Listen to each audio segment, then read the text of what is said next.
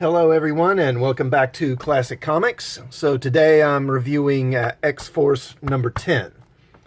Now, well, to start off, I really like the cover. This is really good. It was really eye-grabbing. It really jumped off of me at the comics shop, just with these big hands coming out at you. It's pretty cool.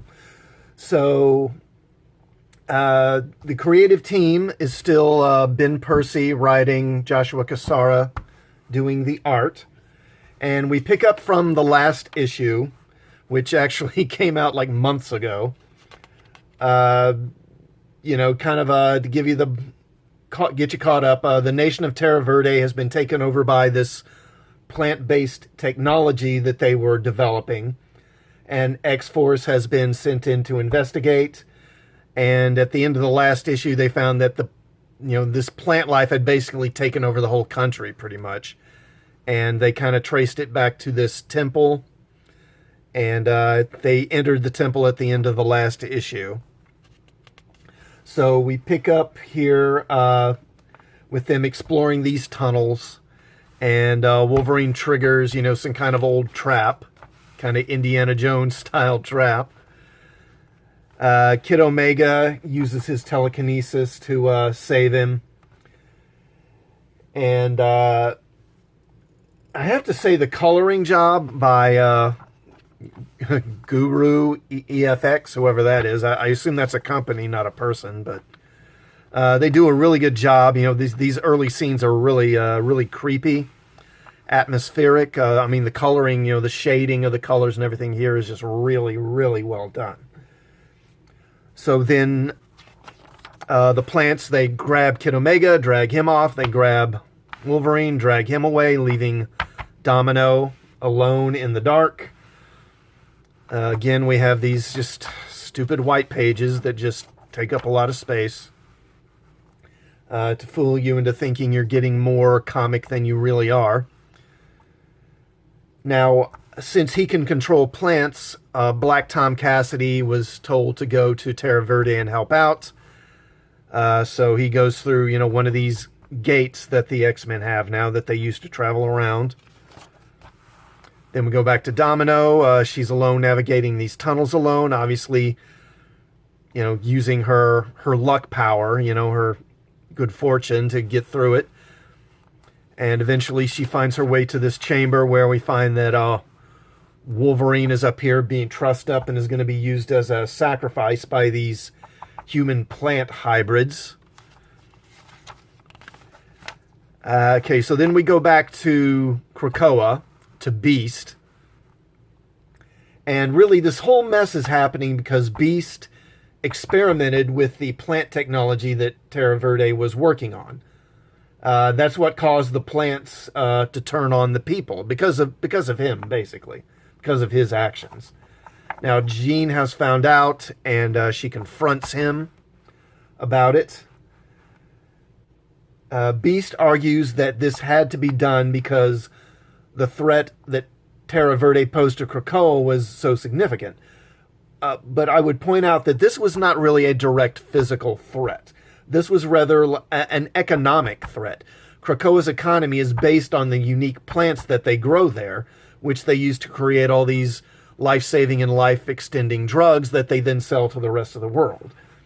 So Terra Verde developing that sort of stuff too was basically making them into a direct competitor. So, really, he was doing this not to save lives necessarily, but to defend, to protect Krakoa's kind of corner on this market of these sort of cutting-edge pharmaceuticals and plant technology.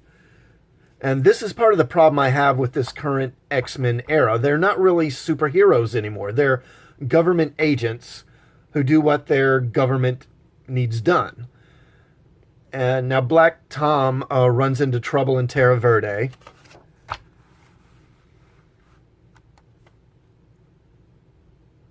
But Jean Grey and Sage arrive to help him.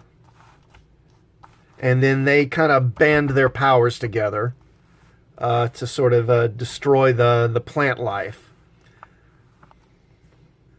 Now, I have to say, I've really liked Joshua Cassara's work on this book. You know, his artistic style is, it's a bit rough, but I like it a lot, in part because it's just so different from what we tend to see from Marvel these days in terms of art. So much of what they put out now, the art is either it's this sketchy, low-quality kind of indie-style art, or it's this bland, kind of manga-influenced, kind of very cartoony art, one or the other. Cassara's art isn't quite like anybody else's that I can think of. Now, I see panels, you know, here and there that remind me of this artist or that artist, but he definitely has his own style. I'd really like to know who his artistic influences are. Like, okay, so the plants, they captured Kid Omega, and basically the plants have completely corrupted and taken over him. I mean, look at that. You know, it's pretty horrific. And they're just growing right out of his body now. And again, you see the great coloring in this panel, all the different shades on the plants, but it's just a horrific image. And again, here you see he's I mean, he's way dead. He is way dead. He's a corpse, and his body's just kind of like this pod that is spewing out pores now. Now, Wolverine gets himself free, and he tries to take out, you know, this plant hybrid, but it's really just too much for him, and even he is being overwhelmed by it. But again, Jean Grey and the others, they kind of join their powers, you know, her and Sage and Black Tom, and they take out the plants, you know, they kind of destroy them. They explain it in terms of kind of like introducing a virus into a computer network. I don't know if it makes sense, but, you know, whatever. It's a comic book. And it destroys the plant life, leaving the people, who I'm guessing are probably dead. I don't know. Then we get this coda at the end where Jean meets with Wolverine and kind of questions the morality of what they're doing, which is nice to see, since they're doing a lot of morally dubious things, to say the least.